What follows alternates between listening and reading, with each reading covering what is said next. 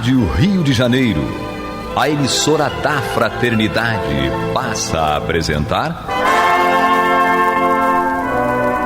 Luz na Penumbra, programa que leva ao seu coração a mensagem da doutrina espírita.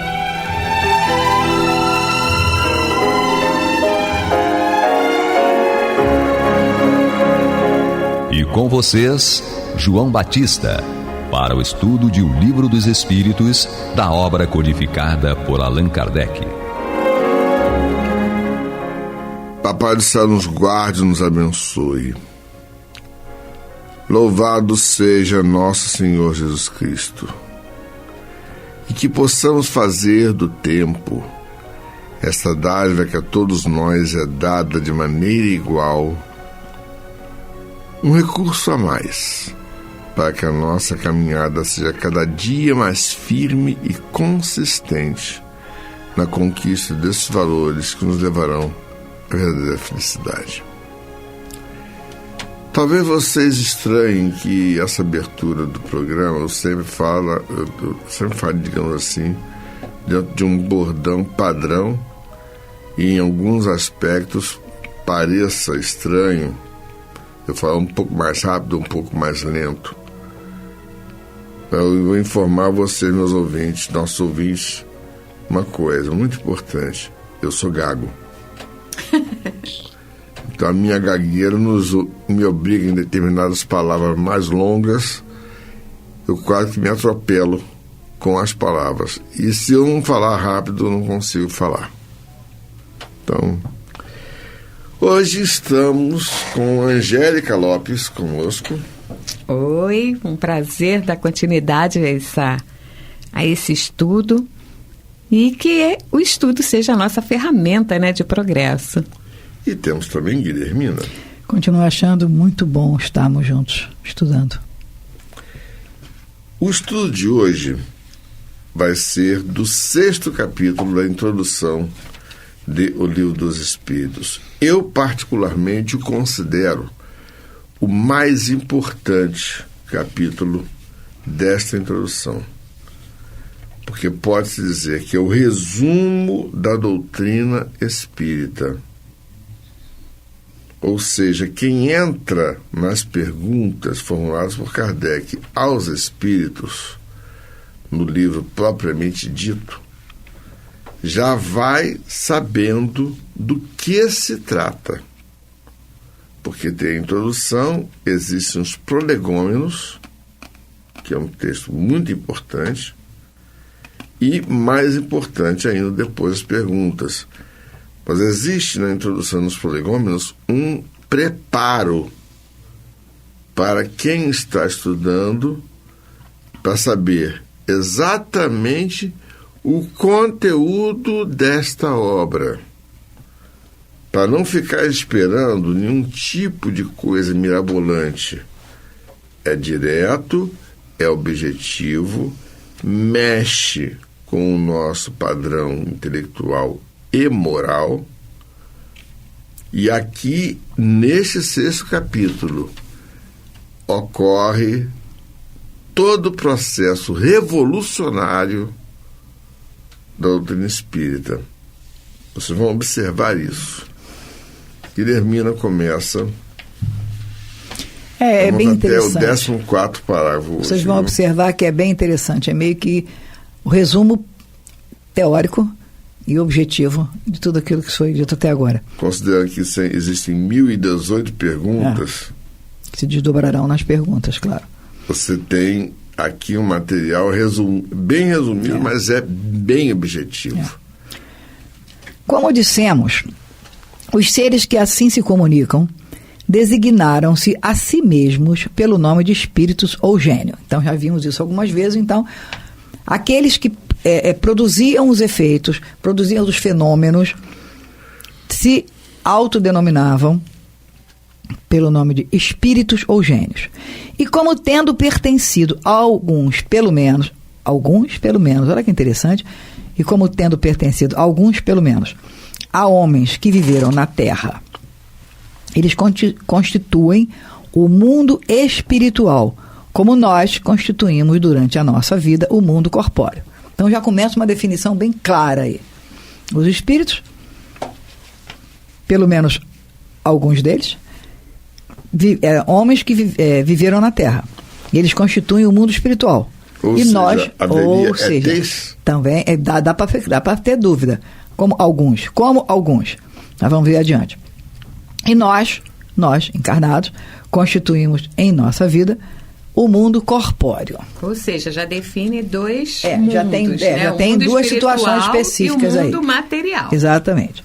Resumimos aqui, em poucas palavras, os pontos mais importantes da doutrina que nos transmitiram, a fim de mais facilmente respondermos a certas objeções. Kardec aqui, entra o professor, organizando aquilo que foi estudado para que fique mais fácil e compreensível daqui para diante o que vai sendo dito. Deus é, e veja bem, aqui são afirmações. Deus é eterno, imutável, imaterial, único, onipotente, soberanamente justo e bom. E se a gente parar para pensar, não poderia ser diferente. De jeito nenhum. Porque se ele não fosse soberanamente justo, ele não poderia ser bom, e não poderia ser bom se não fosse justo. É eterno. Não seria Deus. E não seria Deus. Não é eterno, óbvio. O nosso conceito, entender o conceito de eterno ainda para nós é meio complicado. É esmagador. A noção e o conceito de eterno é uma coisa difícil. Imutável, óbvio. Imaterial e único. E, consequentemente, onipotente. E aí, soberanamente justo e bom. Não tem nem o que discutir. É assim que é. Criou o universo, que compreende todos os seres animados e inanimados, materiais e imateriais. Ou seja, até o vírus... Tudo. O vírus, a planta, a borboleta, o elefante, o dinossauro que foi extinto... A pedra, a água, o peixe, todos. E por que ele criou? Porque ele é eterno, único e onipotente. Vamos lá. Os seres materiais constituem o mundo visível ou corpóreo. E os seres imateriais, o mundo invisível ou espiritual, isto é, dos espíritos. Vamos voltar lá. Os seres materiais, ou seja, aquilo que a gente vê, palpa, sabe, comprova, constituem o mundo visível ou corpóreo, claro. E os seres imateriais, o mundo invisível ou espiritual, isto é, dos espíritos. Acho que mais claro não pode, né? Porque, não, mas tem o vírus. Não, mas tem a bactéria. Mas você sabe, você tem meios técnicos, naquela época até não tinha, mas você tem meios técnicos, instrumentais, de comprovar. E aí está, queiramos ou não, dentro da nossa faixa de ser material. Você pode até não querer conviver, saber que... É invisível a olho nu. A olho nu, mas ele existe. Você pode achar desconfortável ser material como um vírus, mas não leva mal, mas está dentro da mesma categoria. O mundo espiritual é o mundo normal, primitivo, eterno, pré-existente e sobrevivente a tudo. Vamos lá. O Deus eterno, único, onipotente, etc, etc. O mundo espiritual é o mundo normal, primitivo, eterno, pré-existente e sobrevivente a tudo. Vamos ver o próximo item que a gente vai ver o porquê que a gente está falando isso. E o mundo corpóreo é secundário. Poderia deixar de existir ou não ter existido jamais, sem alterar a essência do mundo espiritual. Isso obviamente incomoda, porque isso significa que enquanto estamos encarnados, enquanto estamos aqui de posse com o corpo material que utilizamos, esse mundo é secundário. Claro, poderia deixar de existir. A humanidade já tentou algumas vezes. Mas pode não ter existido jamais. Poderia. Não dessa forma, como sabemos, como conhecemos, sem alterar a existência do mundo espiritual. É bem complicado a gente pensar nisso, é meio difícil a gente pensar nisso, mas faz toda a lógica, considerando lá em cima que Deus é eterno, imutável, imaterial, único, onipotente, justo e bom. E Ele quem criou o universo e, consequentemente, tudo aquilo que no universo compõe. Segue as leis dele. Segue as leis dele. Deveríamos seguir também. Os espíritos revestem temporariamente um envoltório material perecível, cuja destruição pela morte lhe restitui a liberdade. Ou seja, os espíritos que nós revestem temporariamente um envoltório material, que é o corpo que temos, que é perecível, todo mundo sabe, cuja destruição pela morte lhe restitui a liberdade. Ou seja, nós estamos com esse corpo temporariamente, todo mundo vê isso, óbvio, está claro. Nascemos, crescemos, amadurecemos ou não, envelhecemos e morremos. Isso é fato. Detalhe muito importante. Esse parágrafo nos diz uma coisa fundamental. Nós não somos corpos que possuem espíritos. Não. Nós somos espíritos que nos revestimos de um corpo para atuar no mundo material. E tem uma coisa um pouco também sutil. Esse corpo, ele nos é permitido usar, para que nós cuidemos dele, para que nós possamos fazer o que precisamos fazer. É a ferramenta. Então, aí tem 2 pontos que eu gostaria de colocar. Se há uma ferramenta, ele não é mais importante do que eu sou. Ele é apenas uma ferramenta.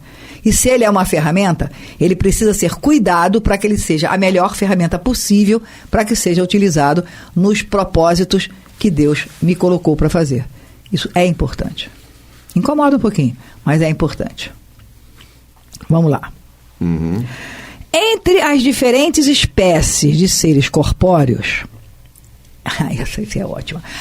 Entre as diferentes espécies de seres corpóreos, Deus escolheu a espécie humana para a encarnação dos espíritos que chegaram a um certo grau de desenvolvimento. Desculpe, mas eu tenho que dar uma risada nisso. Ele acredita em nós, né? Ele acredita mesmo. Entre as diferentes espécies de seres corpóreos, Deus escolheu a espécie humana para a encarnação dos espíritos que chegaram a certo grau de desenvolvimento, o que lhe dá superioridade moral e intelectual sobre as demais. Eu estava falando de brincadeira, mas isso dá uma responsabilidade. Isso deveria nos dar uma responsabilidade, maturidade séria, porque Deus espera de nós. Deus nos deu as ferramentas e formas de que possamos fazer o nosso melhor a cada dia, porque é para isso que nós estamos aqui. Vamos agora escutar essa vinheta, depois a Angélica vai ter seu comentário e vai dar sequência ao estudo. Você está ouvindo pela Rádio Rio de Janeiro o programa Luz na Penumbra, com o estudo de O Livro dos Espíritos, na apresentação de João Batista.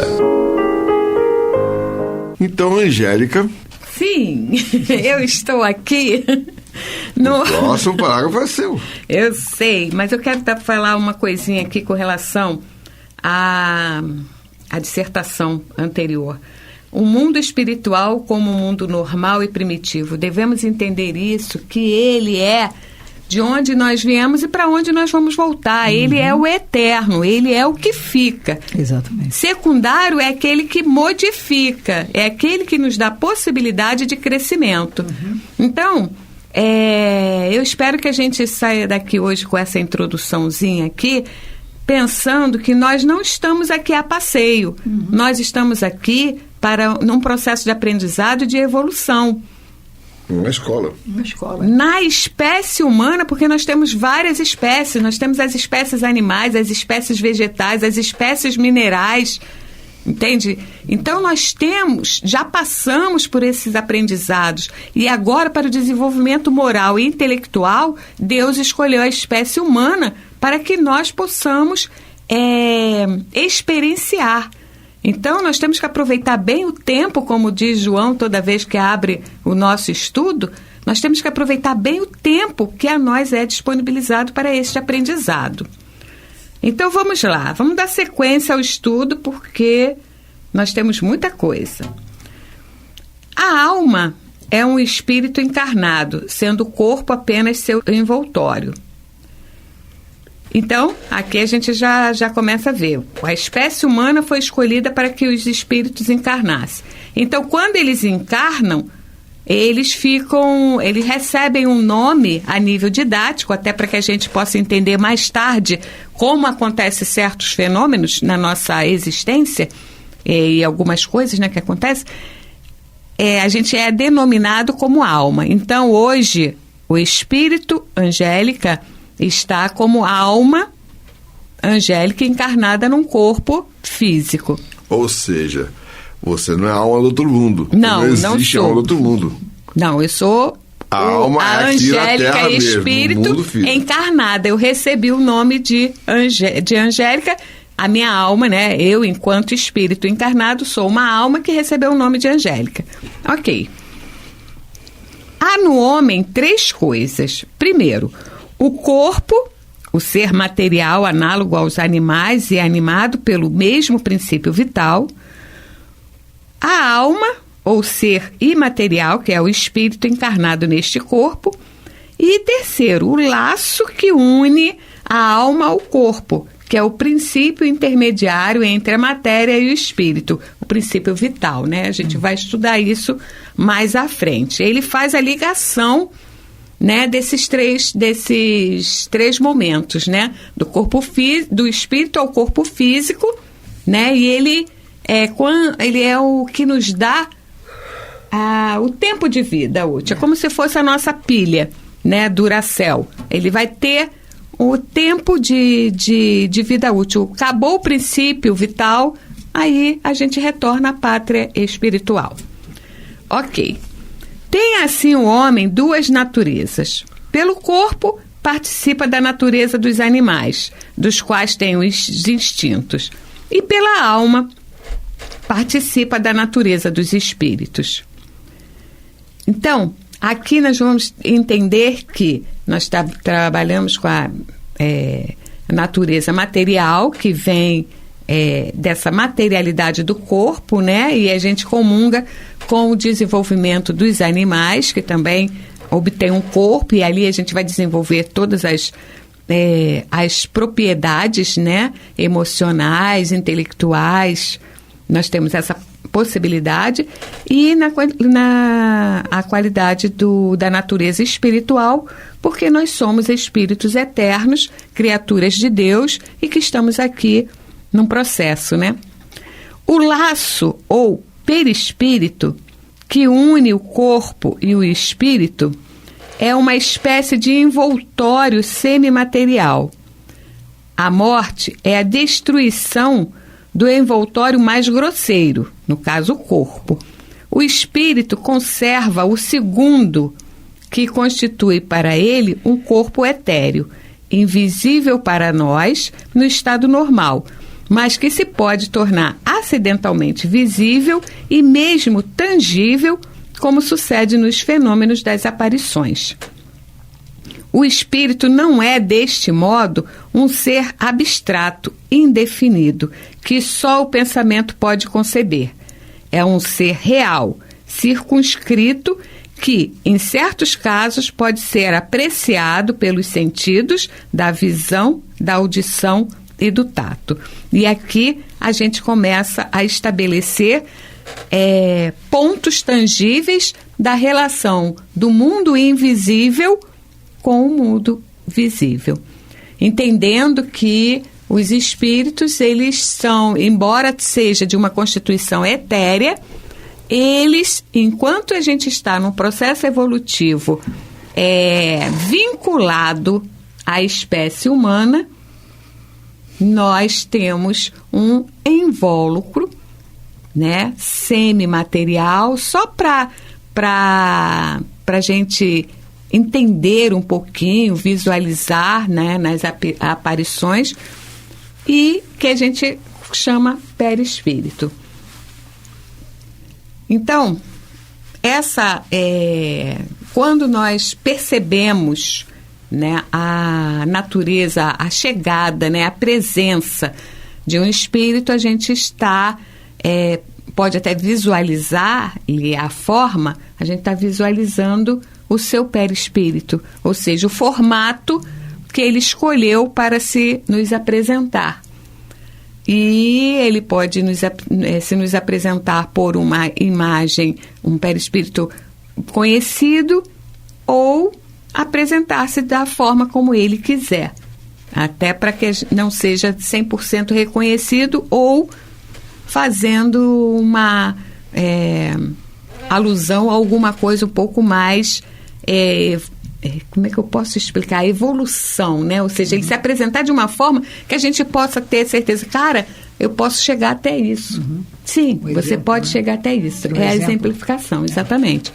Então, eu acho que esse capítulo ele vai falar muito dessa questão da nossa realidade enquanto termos materiais, né? O plano encarnado, a parte material, né? O mundo material e o mundo espiritual em sua natureza. Eu queria fazer um comentário aqui, João, só um instantinho. Logo no primeiro item dela, tem assim o homem duas naturezas. Pelo corpo material, participa da natureza dos animais, dos quais tem os instintos. E pela alma, participa da natureza dos espíritos. É fundamental que a gente compreenda isso, porque os instintos nos ainda acorrenta a nossa ancestralidade animal. Sim. Ou seja, se nós ainda gostamos muito de perceber e alimentar a parte instintiva, os instintos animais, significa que a gente ainda precisa muito trabalhar, porque, na verdade, a gente precisa desenvolver o lado espiritual da coisa. Então, a gente tem que ter comando em cima dos instintos. Claro, você tem um instinto de sobrevivência, um instinto de conservação, de autopreservação, isso é fundamental.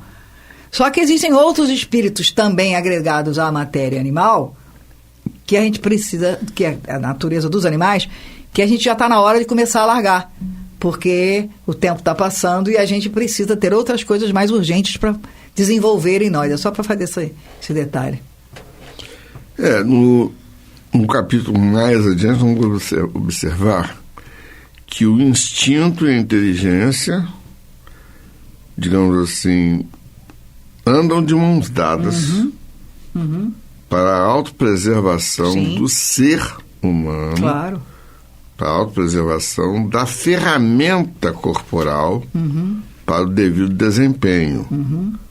Claro. A questão aí é exatamente o seguinte: nós temos livre-arbítrio. Aí é que está. Mas é exatamente a condição de espírito, é exatamente a condição de alguém que tem livre-arbítrio. Não tem para onde correr. Tá? Sem o livre-arbítrio, nós não seríamos espíritos. Claro. A partir do momento que nós temos livre-arbítrio, porque nós temos consciência bastante do que seja o certo ou o errado. Então, nós vamos ver mais adiante, não está nem na introdução, mas é bom compreender esse básico do básico. Nós não somos corpos transitando do berço ao túmulo.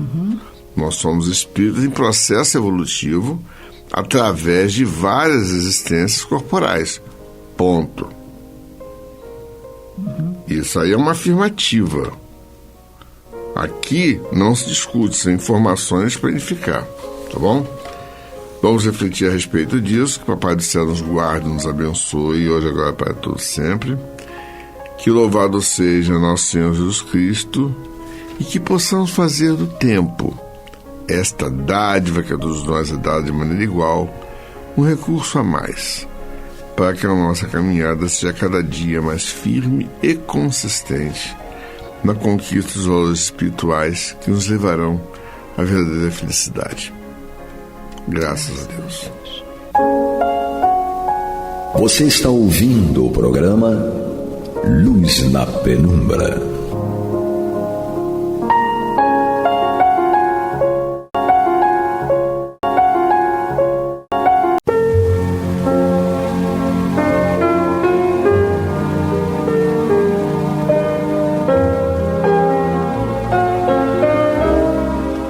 Rádio Rio de Janeiro está levando ao seu lar e ao seu coração a mensagem consoladora da doutrina espírita, através do programa Luz na Penumbra. E agora com vocês, Antônio de Pádua Barbosa e Marta Batista. Olá, meus amigos. Estamos aqui mais uma vez para dar uma continuidade ao programa Luz na Penumbra, no qual nós conversamos sobre o Evangelho segundo o Espiritismo de Allan Kardec. Em primeiro lugar, vou desejar muito boa noite a todos. E, como sempre, está aqui conosco para trabalhar nessa tarefa, Marta Batista, que hoje vai dar início ao estudo do capítulo 3º do Evangelho segundo o Espiritismo. Há muitas moradas na casa do meu Pai. Vamos dar início então ao nosso trabalho, já pedindo a Marta que inicie a sua preleção. Boa noite, Antônio. Boa noite, amigos ouvintes, amigas e amigos ouvintes.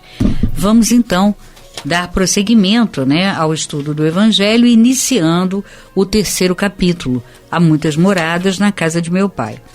Nós vamos iniciar, o capítulo inicia com uma citação bíblica de João, e depois vamos desenvolver comentar essa citação, que é justamente o item 2 e o item 2, que são justamente considerações de Kardec sobre essa citação, intitulada Diferentes Estados da Alma na Erraticidade. Então vamos lá, a citação diz que o vosso coração não se perturbe, ou, em outras traduções, não se turbe. Crede em Deus, crede também em mim. Há muitas moradas na casa de meu Pai. Se assim não fosse, eu já vos teria dito, porquanto eu vou para preparar o lugar para vós. E depois que eu tiver ido e preparado o lugar, voltarei e vos retirarei para mim, a fim de que, lá onde estou, vós estejais também. João, capítulo 14, versículos 1 a 3. Então, vamos ver aqui o que a citação nos oferece, A gente vai perceber que o objetivo de estudarmos esse capítulo é o de aprofundarmos os ensinamentos e identificarmos o universo como a casa do Pai, e relacionando os diferentes mundos e os diversos estados de felicidade ou dor que o espírito experimenta com as diversas ou diferentes moradas. Então esse é o objetivo, a gente aprofundar o ensinamento acerca da pluralidade, dos mundos habitados, e para que a gente perceba que essas muitas moradas que estão no universo, ou seja, na casa do Pai, elas têm como objetivo nos oferecer esse espaço de crescimento, esse espaço de progresso e evolução. Então, qual seria o propósito de Jesus quando ele nos disse: não se turbe ou não se perturbe o vosso coração? Na casa do Pai há muitas moradas.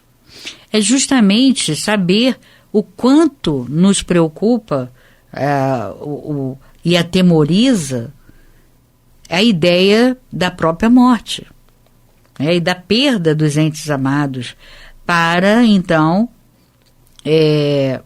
em função da desencarnação. E Jesus nos aconselha o quê? Serenidade, e nos aconselha resignação, pois o espírito vive sempre. Então nós não temos que ficar perturbados ou ansiosos ou desesperados, porque, meu Deus, a perda de um ente amado é ainda para nós, nesse estágio, algo doloroso. Mas a gente não precisa se desesperar, porque a gente tem que lembrar que o espírito vive sempre. Se ele vive sempre, certamente teremos ainda oportunidades de nos reencontrarmos. Então, isso já traz para nós uma consolação muito grande, um alento muito grande.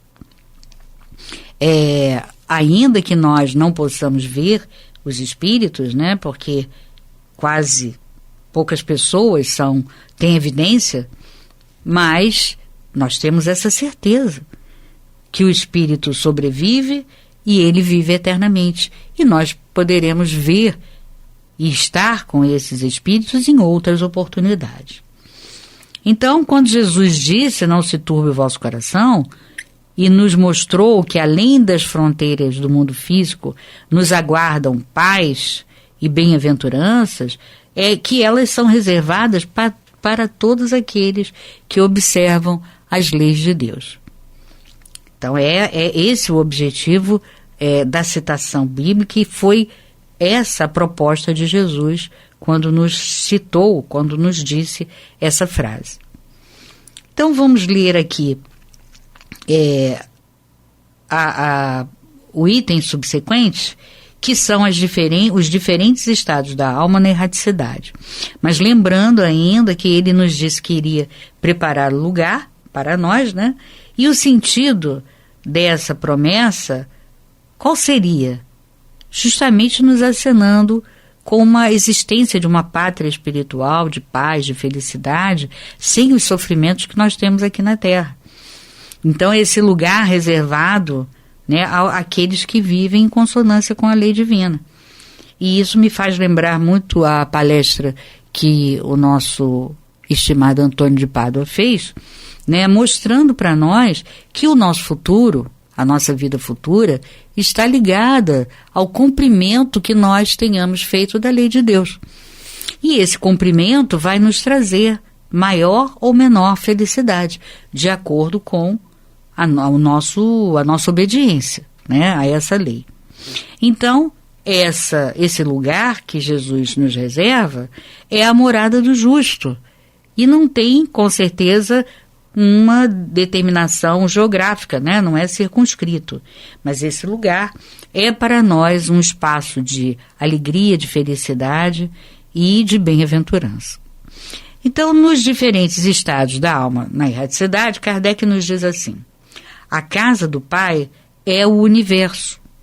As diferentes moradas são os mundos que circulam no espaço infinito e oferecem aos espíritos encarnados locais apropriados ao seu adiantamento.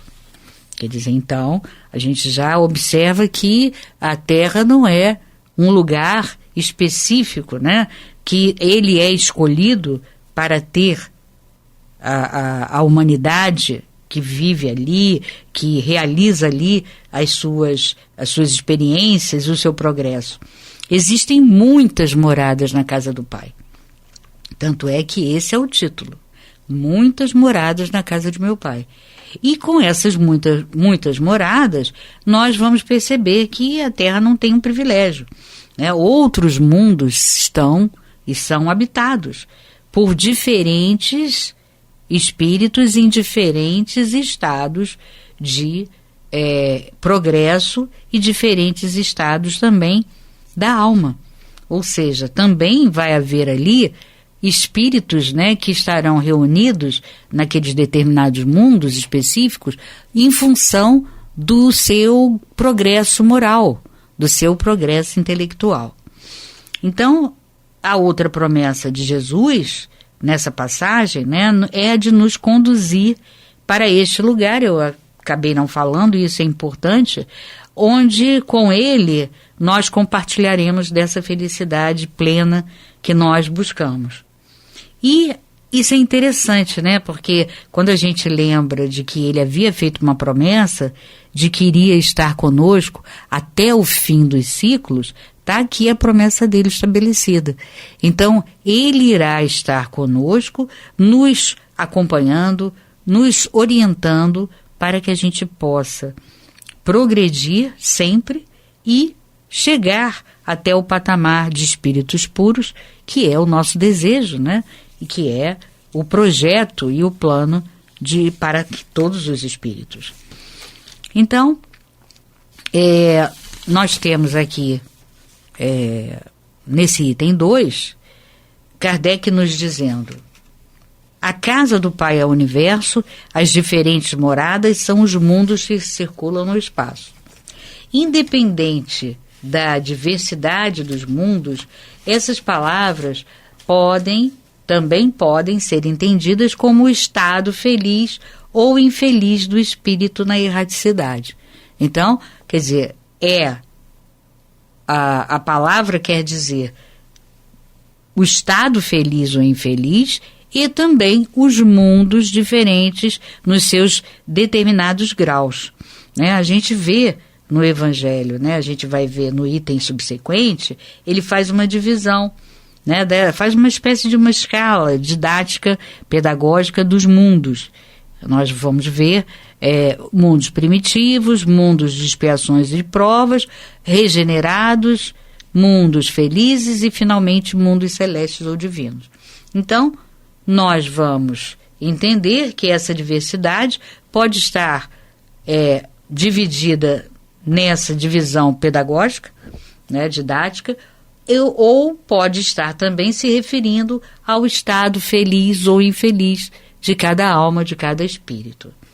Então, segundo a situação do espírito, mais ou menos depurado e desprendido dos laços materiais, o meio onde ele se encontra, o aspecto das coisas, as sensações que experimenta e as percepções que possui variam ao infinito. Então, isso mostra que essa divisão que ele faz no item subsequente, o item 3 e 4, é uma divisão didática, né, pedagógica, para que a gente tenha uma noção.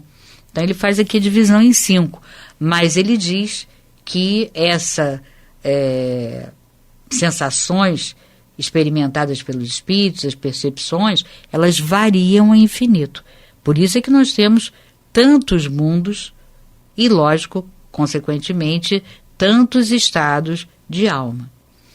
E aí a gente vai entender que esses mundos que circulam no espaço, né, infinito, eles nos oferecem e oferecem aos espíritos encarnados locais apropriados ao seu adiantamento. Então, cada mundo é destinado a um grupo de espíritos, né? E esses espíritos vão reencarnar ali e poderão modificar de órbita, de casa, né, planetária, para evoluir. Não necessariamente estarão sempre naquele mesmo orbe planetário. Porém, uma coisa vai acontecer, e é uma constante, né, nesse processo, que é a questão da evolução que você vai realizar. Isso você sempre vai realizar numa linha, né, que segue em frente, mas não necessariamente no mesmo planeta, no mesmo orbe. Isso é importante a gente ter a certeza. E que outro, né, sentido também, a gente encerra nesta frase do mestre: há diferentes moradas na casa do Pai, é como nós falamos, a questão dos estados da alma, né? Eles podem se referir também ao estado de ventura ou de infelicidade que o espírito experimenta quando ele se despoja do corpo físico, né? O estado decorrente do maior ou menor grau do processo alcançado, que está ligado ao maior ou menor intensidade, a maior ou menor intensidade, que ele esteja ligado às questões da matéria. Então, se esse espírito, quando se desprende do corpo e faz o seu passamento, ele está ainda muito impregnado e voltado e apegado às coisas da matéria, com certeza ele vai ter uma dificuldade maior, porque ele vai para a erraticidade de uma forma difícil, né? Ele vai chegar lá, quando ele perceber que ele está afastado dos entes queridos, ele vai sofrer, ele vai ficar em desequilíbrio, né? E aí o que se entende por erraticidade? É o estado em que o espírito se encontra no intervalo das encarnações. Então, independentemente do grau de progresso alcançado, ele vai estar na erraticidade. Agora, Que erraticidade, né? Passando por que situação? Aí vai depender de como ele se desprendeu. Se ele estava muito apegado, com certeza esse desprendimento vai ser difícil, vai se processar de forma lenta, né, gradual, e ele vai sofrer pelo afastamento. Ao passo que, se ele tiver uma percepção de que ele vive, né, o espírito vive eternamente, e que ele está afastado, mas em breve se reencontrará, seja reencarnando, ou seja, no mundo espiritual ou na erraticidade, como Kardec prefere, logicamente ele terá uma sensação de tranquilidade, porque ele não vai ficar, olha, essa separação não é uma separação definida, é uma separação que não terá volta. Não, ele vai se reencontrar. Em algum momento ele vai, seja na erraticidade ou seja reencarnando. No Livro dos Espíritos, na questão 224, né, Kardec, os espíritos respondem a Kardec: no intervalo das reencarnações, a alma, liberta do corpo, é espírito errante que aspira a novo destino e que espera esse novo destino seja um destino feliz. Então, a gente observa, né, que Kardec prefere o termo erraticidade, né, mais do que mundo espiritual. E ele segue aqui: segundo a situação do espírito, mais ou menos depurado e desprendido dos laços materiais, o meio onde ele se encontra, o aspecto das coisas, as sensações que experimenta e as percepções que possui variam ao infinito, enquanto uns não se podem afastar do meio em que viveram, outros se elevam e percorrem o espaço e os mundos, enquanto certos espíritos culpados ficam vagando nas trevas, os felizes usufruem de uma luz resplandecente e do sublime espetáculo do infinito. Então, quando ele fala aqui em trevas, a gente sabe que é o espírito que está com ausência de luz, porque trevas, propriamente dita, não existe. Ele que não está produzindo luz. Então, ele está nesse espaço trevoso. Mas não existe um espaço específico, um lugar circunscrito que seja trevoso. Isso é importante a gente saber. É o espírito que produz a luminosidade, né? Então, como ele não está produzindo, porque está apegado àquela vida que ele teve na Terra, então ele se sente mal, se sente triste, sente falta, tem culpa, né, em relação a várias questões, e claro, ele então não pode gozar, não pode usufruir daquele sublime espetáculo, como diz Kardec aqui, do infinito. Por isso, a gente percebe que quanto mais a gente fizer esforço para progredir aqui na Terra, reencarnados, é o melhor, para que quando a gente faça a nossa passagem ou passamento, aquilo não nos traga tanta dificuldade, tanto apego, né? E não nos sintamos prisioneiros daquela realidade. Então, essa felicidade ou infelicidade depende exclusivamente de nós. E ele finaliza dizendo: enfim, enquanto o mal, perseguido pelos remorsos e pelo arrependimento, frequentemente sozinho, sem consolações, separado dos objetos da sua afeição, padece sob a pressão dos sofrimentos morais, o justo, reunido àqueles que ama, desfruta as doçuras de uma inefável felicidade. Então é interessante a gente prestar atenção no que ele fala aqui, né? Como é que o espírito está? Olha o estado, né, dessa alma na erraticidade. O mal fica sempre perseguido por remorsos, por arrependimento e frequentemente sozinho. E a gente vê relatos assim no livro Céu e Inferno, na segunda parte, né? De espíritos que o maior sofrimento deles é justamente estar ali sozinho. E ele se sente desesperado, né? Que, meu Deus, não tem ninguém junto a mim, eu estou aqui sozinho. Mas essa solidão foi justamente por ele ter sido um espírito que, reencarnado na Terra, ele não soube aproveitar e desfrutar de fazer o bem a todos que o rodeavam. Pelo contrário, queria viver egoisticamente preso àquelas pessoas. Ah, mas ele amava, sim, mas é preciso que a gente ame com a ideia de liberdade, ou seja, amar sem ser dono da pessoa, né? Para que ele então possa, ao se desprender e não conviver durante um tempo com aqueles espíritos, ele não sentir desespero.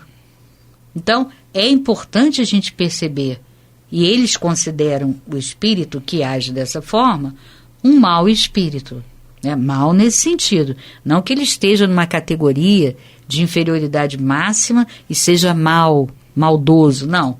Mal porque ele realmente não agiu conforme a lei determina. Ele quis ser dono daqueles espíritos que estavam reunidos com ele. Então ele termina dizendo: enquanto o mal, né, realiza, se desprende e fica nessa situação, sozinho, sem consolações, separado dos objetos da sua afeição, porque aí esses entes não são mais entes queridos, e sim objetos, né? Porque ele se sente dono, ele pensa que tem a posse das pessoas. O justo, reunido àqueles que ama, desfruta as doçuras de uma inefável felicidade.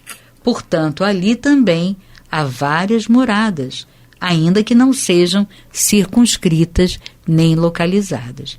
Quer dizer, várias moradas porque você vê vários estados de alma na erraticidade. Os espíritos sofrem de formas diferentes, reagem de forma diferente. Enquanto o mal se sente sozinho, não tem companhia, não tem consolações, sente arrependimento, sente culpas, né?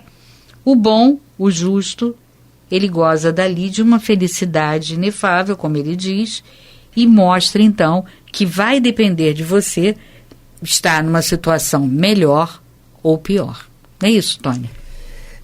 Marta, essa situação é importante para nós já entendermos, né, aquilo que nós temos conversado, né, sobre as bases, né, os parâmetros. Esse é mais um item que você pode considerar como uma das bases, você entender este progresso.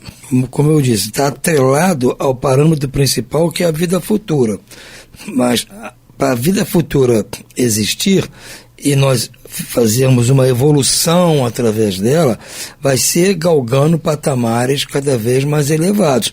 E ele está sendo representado aqui pelos mundos, que pode se referir a mundos físicos realmente, ou estados ou estágios de elevação moral e intelectual. Então usou a palavra mundo para que a gente possa ter um entendimento, uma analogia, mas não é um mundo físico, né? Apesar de que isso pode ocorrer no mundo físico, como é o nosso caso aqui, nós estamos evoluindo no mundo físico, né? Mas há outros estágios em que não se configura um mundo terreno, igual é o nosso aqui. Então é importante que a gente saiba disso, que faz parte daquela base, aquela vida futura, do ponto de vista, esse desdobramento. Aceitar primeiro essa parte de outros posicionamentos vibratórios evolutivos e mais adiante nós vamos entender que esse processo é feito através das reencarnações. Então está tudo encaixado como costuma ser, como só ia acontecer com Allan Kardec, né? É verdade. Tudo encaixado direitinho para facilitar o nosso entendimento. Mas por hoje vamos ficando aqui, Marta, desejando aos nossos amigos muito boa noite e muita paz. Boa noite, muita paz.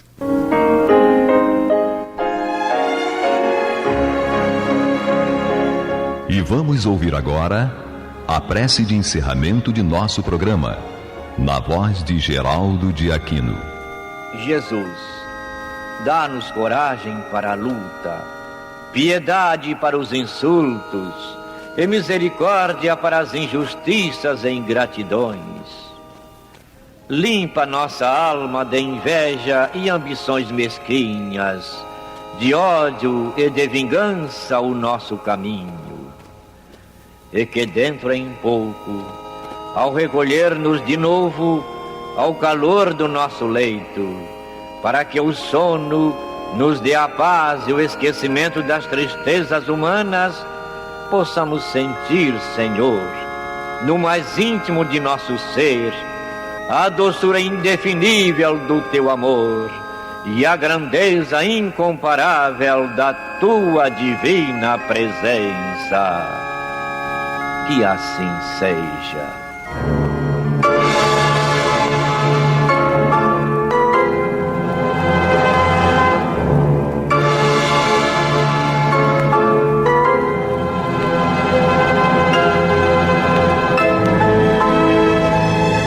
Acabamos de apresentar o programa Luz na Penumbra, que voltará a ser apresentado amanhã às 21 horas nesta emissora.